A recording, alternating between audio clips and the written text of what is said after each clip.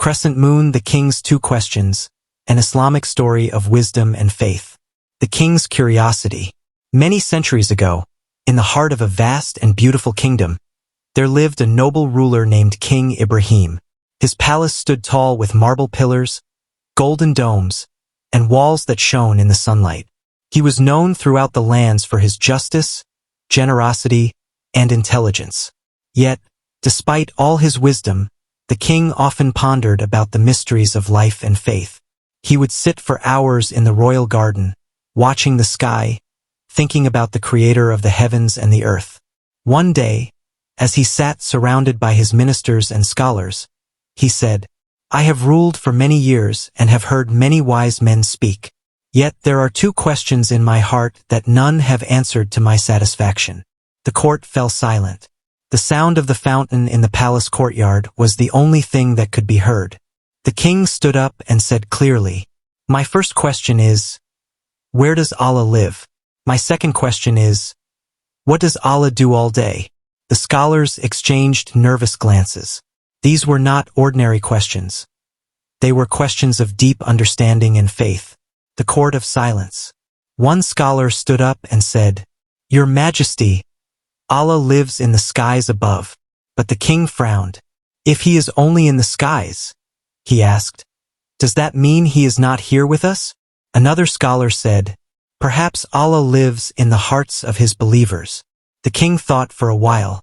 "Then what about those who do not believe? Does he not see them too?" The court fell silent again. No one dared to speak further. The king sighed and said, "If no one can answer my questions, then what use is all this knowledge?" An old minister, who had served the kingdom for many years, bowed and said softly, "Your Majesty, I know of a humble shepherd who lives near the mountains. His name is Karim. He is poor, but wise, and his heart is filled with faith. Perhaps he can answer your questions." The king raised an eyebrow. "A shepherd? Can a man of the fields answer what the scholars of my court cannot?" The minister replied, "Majesty, wisdom is not always found in books. Sometimes it lives in the hearts of those who remember Allah with sincerity." The king thought for a moment, then nodded. "Very well. Bring this shepherd to my court tomorrow." The shepherd is summoned. The next morning, as the sun rose over the palace, the guards brought a simple man to the royal court. His clothes were plain, his sandals worn, and his face gentle and calm. It was Karim the shepherd. He stood humbly before the king, bowed his head, and said, "Peace be upon you, O king." The king looked at him carefully. "Are you the one they call Karim, the wise shepherd?" "I am but a humble servant of Allah," the shepherd replied. The king smiled slightly. "They say you are wise.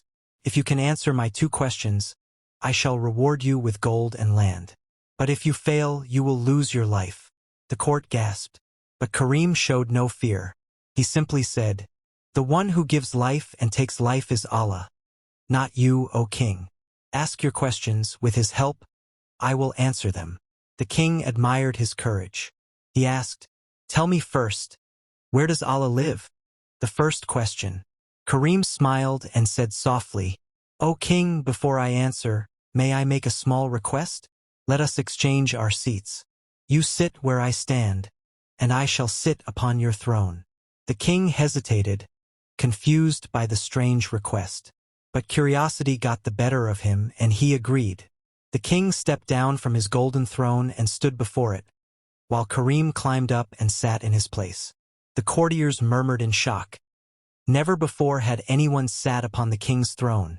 Then Karim looked at the king and said, "Now, O king, listen carefully. You asked where Allah lives. I say Allah does not live in one single place. He is above the heavens, yet he is everywhere. He is nearer to us than our own jugular vein. His knowledge and power surround everything: the sky, the earth, the seas, and even the heart that beats within us. When you eat, he feeds you. When you sleep, he guards you. When you breathe, he gives you air. There is no corner of the world, no grain of sand, no leaf that falls, where Allah is not present." The court grew silent. The king lowered his eyes in respect.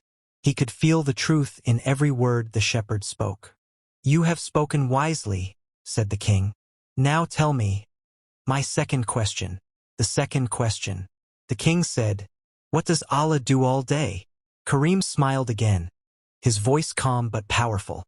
"O king, every moment, Allah is creating and controlling his world. He gives honor to whom he wills and takes it from whom he wills. He raises the poor and lowers the proud.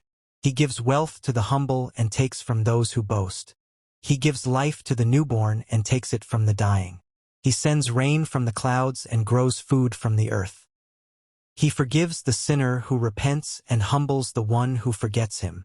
Then Karim looked into the king's eyes and said gently, "Just as today, Allah has taken you down from your throne and raised me upon it, not because I am greater, but to show that He alone controls all things. In one moment, He can change the fate of kings and the destiny of men." The court was stunned. Tears filled the king's eyes. He slowly approached the throne, and Karim stood up immediately, stepping aside with respect. The king embraced him and said, "You have spoken the truth.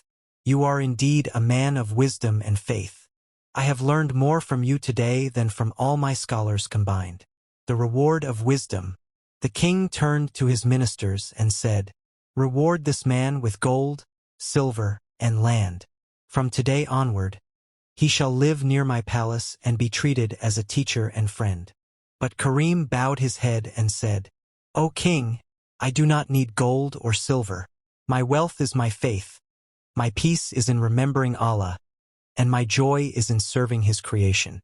Keep your reward for those who seek the world. I seek only the pleasure of my Lord." The king was deeply moved.